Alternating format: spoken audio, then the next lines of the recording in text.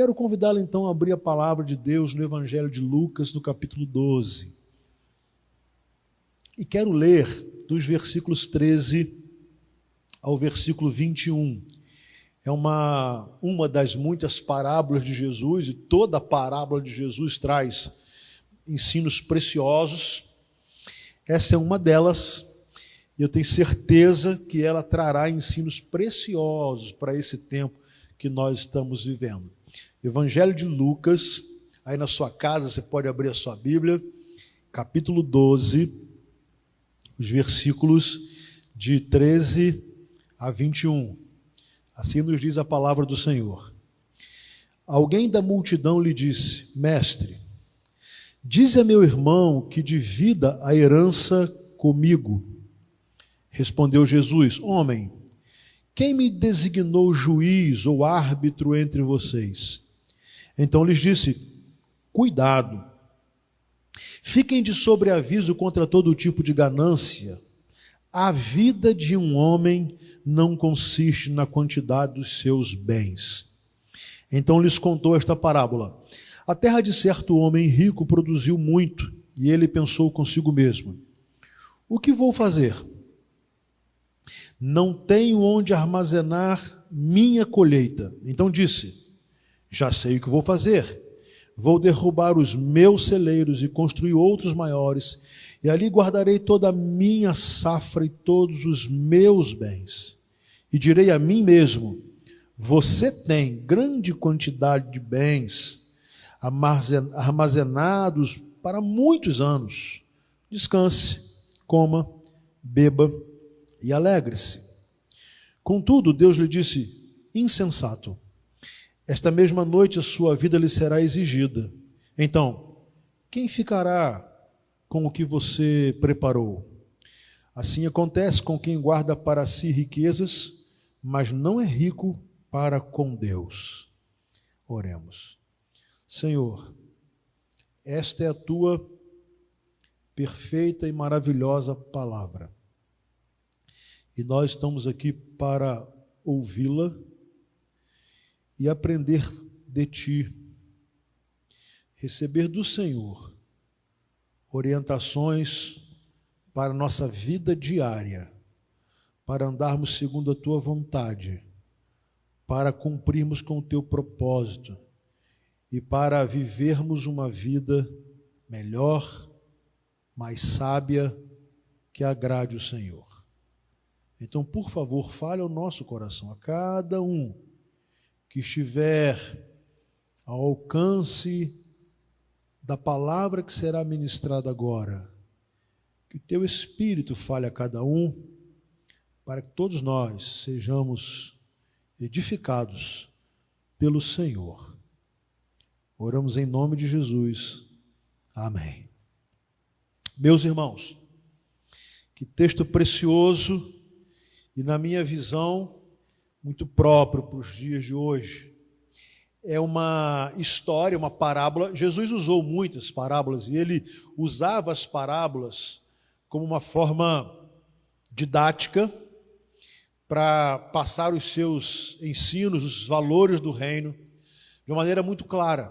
Então, ele usava sempre as parábolas para mostrar algo muito comum ao seu público-alvo, por isso ele usou a linguagem do campo, a linguagem da pesca. Jesus usou a linguagem da repartição de heranças. Jesus usou a linguagem do templo. Por quê? O seu público-alvo, aquelas pessoas que o rodeavam, estavam querendo ouvir, e ele falava de uma forma muito simples, muito clara. Então, primeiro, ele contava uma parábola, e essa parábola tratava do dia a dia das pessoas, e é por isso que elas logo tinham a atenção voltada para Jesus, e Jesus em seguida usava as suas parábolas para fazer aplicações espirituais. Essa é uma delas. O texto vai nos contar uma história que um irmão procurou Jesus para pedir que o seu irmão, outro irmão, dividisse a herança com ele. É claro que no nosso contexto a gente não vai ter muita compreensão disso, mas na lei judaica dizia que o irmão mais velho recebia o dobro da herança. Então parece que nesse texto Jesus recebe, né, perto dele alguém que vem tentar colocar Jesus numa dificuldade para ver o que Jesus iria falar, ou tentar ver se Jesus ia mandar que essa herança fosse dividida meio a meio, né, algo semelhante. E Jesus imediatamente ele começa a dizer assim: homem, quem me designou juiz ou árbitro entre vocês? Ou seja, essa não é a minha função. Havia a lei judaica que definia o direito de herança, a liderança não só jurídica, mas da própria sinagoga, do sinédrio. Havia um corpo de autoridades no judaísmo responsável por dirimir questões jurídicas, e nesse caso, herança. Jesus não ia tratar disso, não foi para isso que ele viera. Mas Jesus nunca perde uma oportunidade. Ele nunca perde a oportunidade de passar os valores primordiais. E Jesus então disse àquele homem: olha, eu não sou o juiz, eu não sou o árbitro entre vocês, mas eu quero aproveitar. E quero tentar ensinar a você que está aqui questionando a herança, se ela foi repartida justamente ou não. Parece, Jesus, né, conversando com esse jovem ou esse homem, parece que você está achando que houve uma injustiça, mas eu quero fazer uma outra colocação. Primeiro, cuidado. Cuidado. Fiquem de sobreaviso contra todo tipo de ganância. Cuidado. Não se deixem levar por uma busca desenfreada ou por colocar o coração de vocês apenas naquilo que pode trazer a vocês segurança material, financeira, ou até mesmo que vocês tenham toda a convicção de que a justiça fora feita. Cuidado! Não coloquem toda a vida de vocês na busca de riquezas, de fartura, de conforto, e nem mesmo na segurança que tudo isso pode lhes dar. E Jesus justifica porque ele faz esse alerta. Porque a vida de um homem não consiste na quantidade dos seus bens. Jesus, então, ainda respondendo à indagação daquele jovem: mestre, mande que o meu irmão divida a herança comigo de uma forma justa, de uma forma igualitária. Jesus interrompe e diz: olha, eu não sou autoridade para isso, eu não vim aqui para resolver essas questões, o meu negócio é outro, mas eu quero te alertar, cuidado. Se você coloca toda a sua vida, se você coloca toda a sua esperança, se você coloca todo o seu esforço, toda a sua inteligência, toda a sua energia para ter segurança material, cuidado. Porque a vida de um homem não consiste na quantidade dos seus bens, ou o valor da vida não está atrelado ao valor que qualquer bem material possa dar. Cuidado. Parece que Jesus poderia nos falar isso hoje, nesse dia, nesse tempo. Num tempo de pandemia, num tempo de desemprego, num tempo de crise econômica, num tempo de crise de saúde pública, num tempo de crise de saúde mundial. Cuidado! Vocês têm andado preocupados demasiadamente com ter, ganhar, possuir, adquirir, acumular, e muitos colocam toda a segurança de suas vidas nisso. Eu não sei se você já teve a curiosidade de estudar alguns aspectos da grande crise econômica de 1929. A história diz que muitas pessoas abastadas tiraram a própria vida. Pessoas abastadas por causa da quebra de toda a economia mundial se jogaram dos prédios, deram um tiro no ouvido, tomaram veneno, caíram em depressão profunda, acabaram com a própria vida porque toda a segurança ou todo o propósito de vida estava atrelado em buscar garantia, segurança naquilo que o que é material podia dar. Aí Jesus vai dizer para esse rapaz: moço, cuidado, fique de sobreaviso contra todo tipo de ganância, porque a sua vida vale mais do que o que você tem, do que o que você deseja ter, ou do que você não tem, mas entenda merecer ter. E aí, Jesus conta uma parábola. Jesus não estava preocupado com a repartição daquela herança, ele não ia se envolver nisso. Havia uma lei judaica para isso. Jesus não ia se colocar agora num lugar de juiz nem de advogado. Ele não vai tratar desse problema, da quantidade, da partilha. Ele vai tratar daquilo que está no coração daquele homem e das pessoas que estavam ali. Então ele vai contar uma parábola. E ele diz assim: a terra de certo homem rico produziu muito. E ele pensou consigo mesmo. Não sei se você permaneceu com a sua Bíblia aberta, mas se não, eu vou pedir para você abrir de novo, que eu quero pontuar alguns detalhes aqui para ver o que Jesus queria ensinar lá em Lucas 12, no versículo 16. Então lhes contou esta parábola: a terra de certo homem produziu muito, e ele pensou consigo mesmo. Então olha só, guarde bem, o que vou fazer, não tenho onde armazenar minha colheita. Então disse: já sei o que vou fazer, vou derrubar os meus celeiros, depois guardarei toda a minha safra e todos os meus bens, e direi a mim mesmo: você tem grande quantidade de bens. Você reparou quantas vezes a expressão minha, meu, está aqui no texto?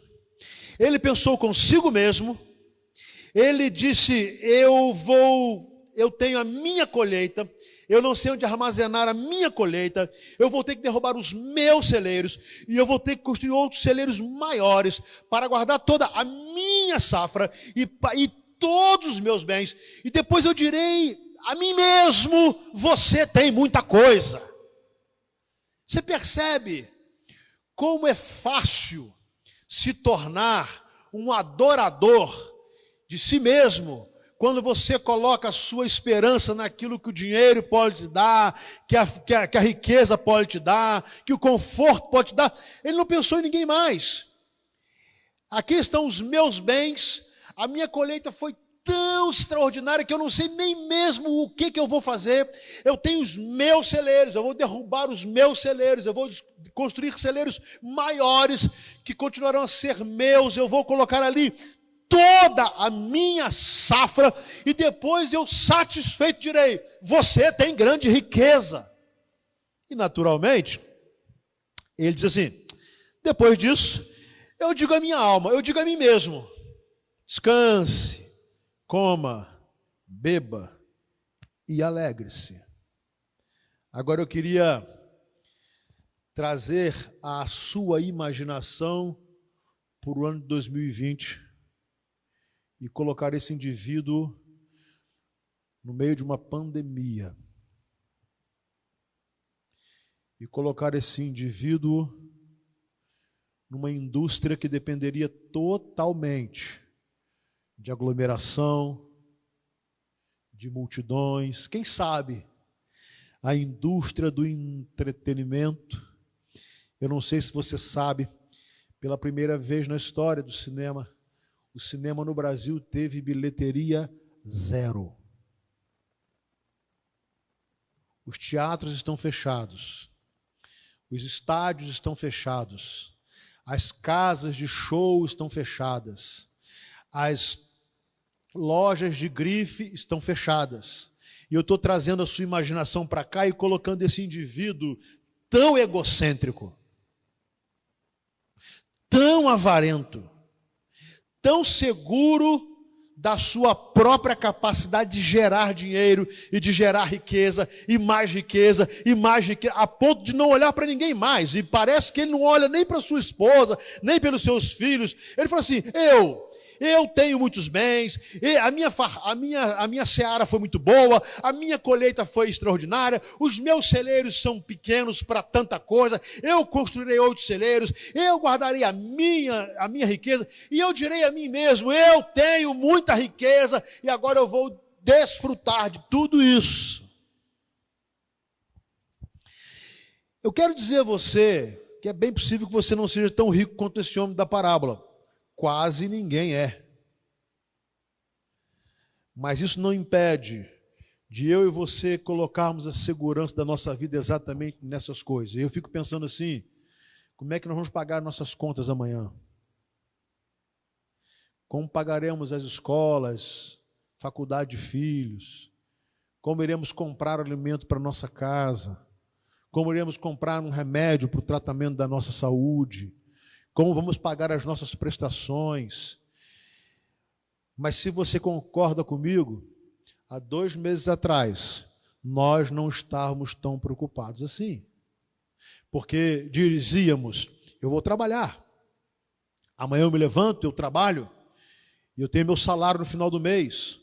Ou quem sabe eu tenho o meu negócio produz e traz ganhos, e com isso eu não só pago as minhas contas, como eu também vou conseguir outras coisas, eu vou investir mais, eu vou crescer mais, eu vou fazer, eu vou acontecer, mas nunca imaginando que de repente tudo iria parar e nós poderíamos deixar reverberar no nosso ouvido, na nossa mente, as palavras de Jesus: a vida de um homem não consiste na quantidade dos seus bens. A vida de um homem não consiste naquilo que ele pode produzir. A vida de um homem não consiste naquilo que pode satisfazer as suas necessidades materiais. A segurança de um homem não pode estar em si. E Jesus conta essa parábola porque ele vê um jovem preocupado se a herança foi dividida corretamente, se a partilha foi justa, se foi injusta, se estava certo, se estava errado. É exatamente aqui que Jesus entra e diz: olha, cuidado, não dê lugar à avareza, não dê lugar à ganância, não coloque o seu coração nessas coisas, a segurança da sua vida, porque de repente tudo para. E quando para, nós começamos a dar valor a coisas muito simples que desprezávamos. Ou você não concorda comigo? Que hoje nós valorizamos algumas coisas que já tínhamos esquecido de serem coisas importantes. Você sabe, e eu também, que algumas despesas nossas que nós fomos obrigados a cortar, na verdade, vivemos muito bem sem elas. Mas antes da pandemia, achávamos fundamentais. Aí Jesus vem nos ensinar: cuidado contra todo tipo de ganância. A vida de vocês não consiste, o valor nessas bugigangas, quinquilharias que vocês colocam toda a energia de vocês. Mas ele continua, porque há uma pergunta na parábola que o milionário fala assim: o que eu vou fazer? O que eu vou fazer? Só que ele faz essa pergunta, a preocupação: o que eu vou fazer com tanto? O que eu vou fazer com tanta riqueza? O que eu vou fazer com tanta fartura? O que eu vou fazer com a colheita extraordinária? O que eu vou fazer? Mas parece que agora Jesus o convida a fazer a mesma pergunta numa situação diferente. E o que eu vou fazer agora sem nada? O que eu vou fazer sem colheita? O que eu vou fazer agora sem os celeiros? O que eu vou fazer agora sem a fortuna? O que eu vou fazer? Aí Jesus traz uma palavra, e essa palavra pode nos ensinar. Ele diz assim, na parábola: contudo, Deus disse ao homem: insensato. Insensatez. Você pode ser insensato em qualquer circunstância da vida, mas você imagina, mas será que alguém que conseguiu tanto sucesso, tanta riqueza, pode ser insensato? Jesus mostra e diz que sim. Porque o problema daquele homem não era ter riqueza, era ter o coração na riqueza. E mais, tornou-se egocêntrico, cultuando a sua própria competência, a sua própria sabedoria.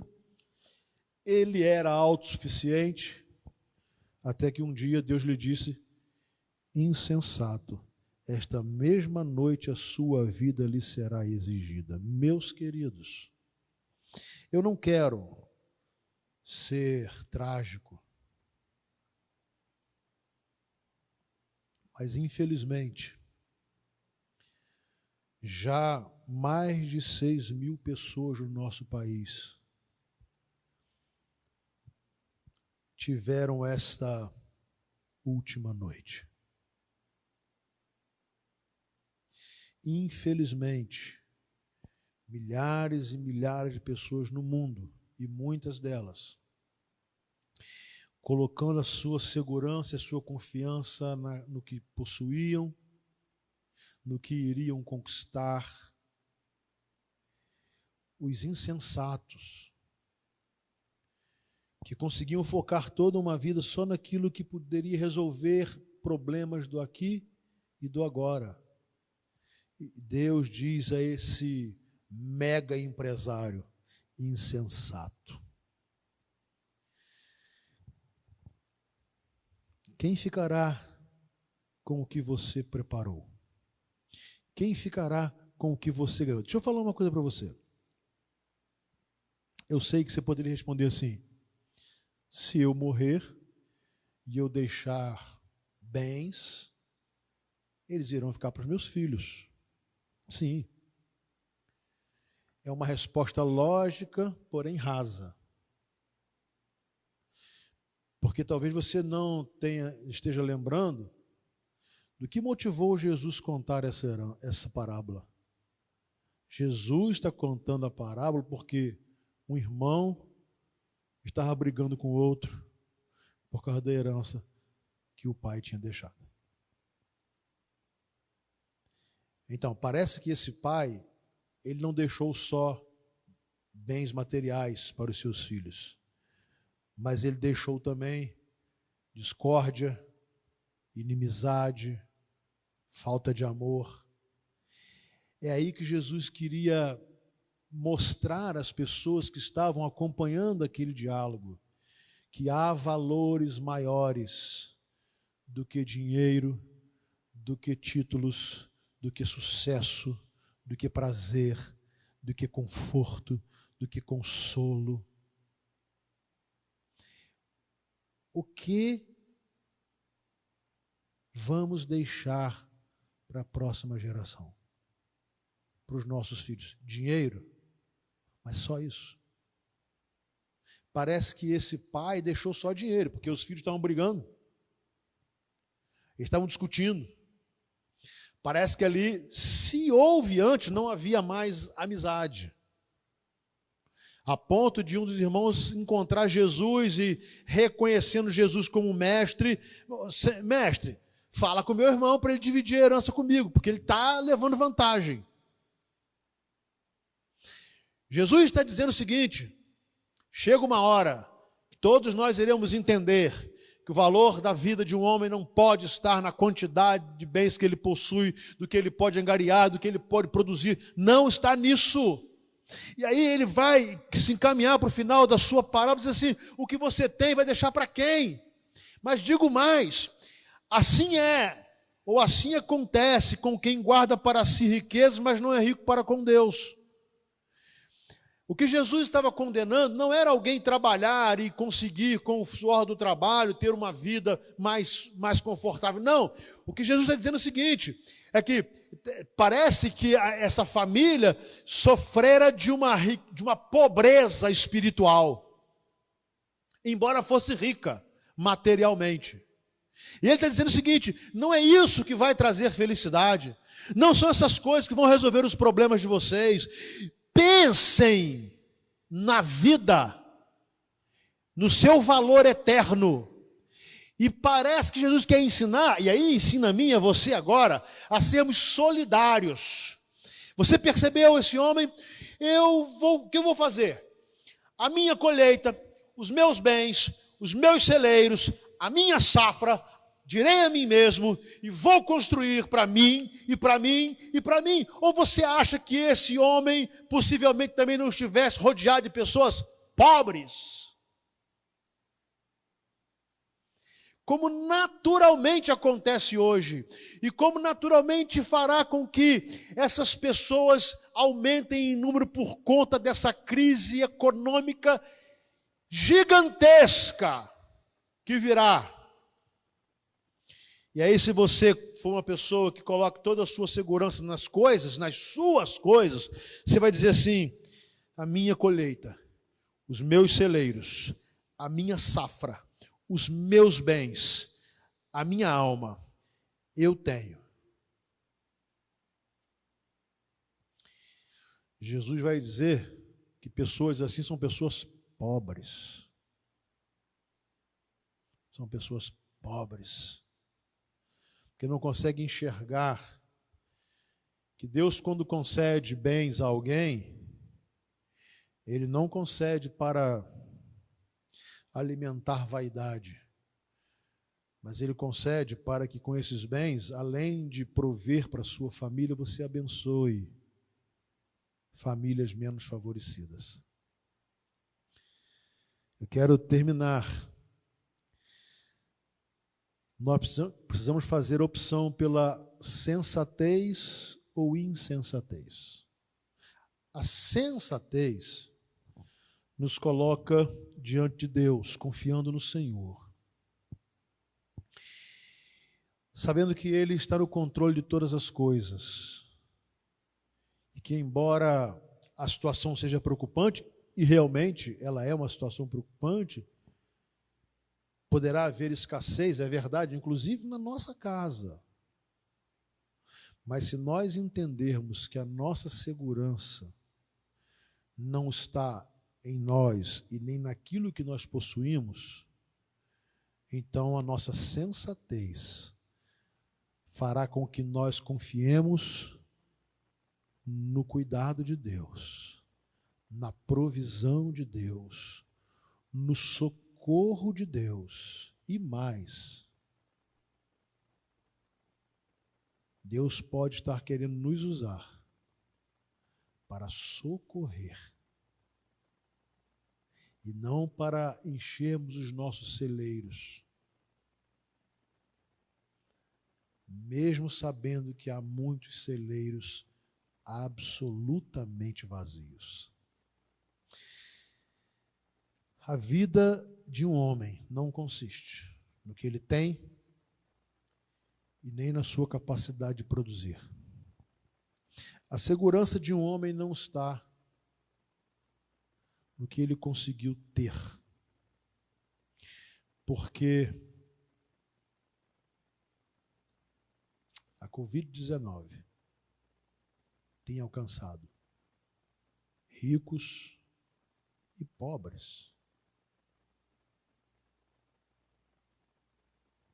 As calamidades da vida ocorrem na vida de ricos e na vida de pobres. E ainda que você tenha tido a bênção de não ser arrebanhado por qualquer uma dessas tragédias, chegará o dia, e você pode ter certeza disso, que a morte também vai bater na sua vida. E na minha também. A questão é, o que eu tenho preparado tem me garantido riqueza para com Deus? O que eu tenho preparado para deixar para os meus tem sido riqueza espiritual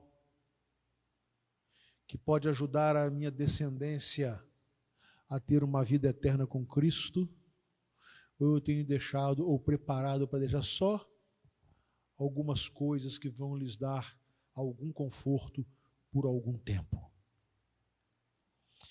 Meus queridos, quando uma pandemia chega, nós forçosamente paramos para pensar no valor que temos dado a muitas coisas na vida que agora não podem nada. Mas principalmente a dar valor na nossa vida com Deus, naquele que está conosco em quaisquer circunstâncias e que não irá nos desamparar, porque isso ele prometeu.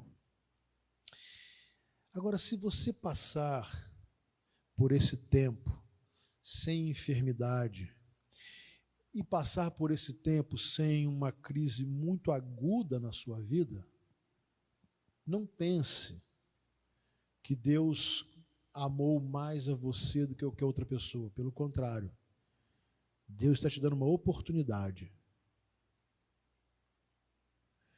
de amar e de abençoar criaturas criadas e amadas por Ele. A minha oração é que esse seja um tempo de profundo aprendizado. Muitos estão dizendo assim, o mundo não voltará a ser o mesmo. Eu tenho dúvidas. Eu acho que no primeiro momento nós vamos ficar impactados quando tudo isso passar, daqui a pouco começamos a correr de novo, atrás de uma segurança efêmera, irreal. Mas que Deus nos dê sabedoria para compreendermos que o que precisa mudar na nossa vida é o propósito. Eu quero ser rico para com Deus. E ser rico para com Deus nunca será sinônimo de acumular. Porque a palavra nos diz assim, mais bem-aventurada coisa é dar do que receber. Que Deus possa usar a sua vida. E eu peço a Deus que Ele cuide da sua casa, da sua saúde, das suas finanças, preserve o seu emprego, não deixe faltar o pão de cada dia na sua casa, mas nunca entenda isso como uma oportunidade que Deus está te dando para que você seja um privilegiado e você passe por uma crise meio que de uma forma intocável. Não. Se você passar assim, glória a Deus, mas Deus estará te dando uma tremenda oportunidade para saber onde está o seu coração. Se está nele, e aí estando nele você vai abençoar pessoas carentes, ou se está nos bens que você possui. Mas cuidado, a insensatez conduz a um caminho trágico. Por isso Jesus termina esta parábola dizendo, assim acontece com quem guarda para si riquezas, mas não é rico para com Deus. Que Deus possa guardar a sua casa, a sua família, a sua saúde. Nós oramos por cada família e pedimos que Deus possa nos proteger. Mas também nós queremos pedir que Deus nos use para abençoarmos famílias que estão sofrendo, irão sofrer. E a nossa vida, a nossa riqueza, seja uma riqueza espiritual e não uma riqueza material. Que Deus nos abençoe.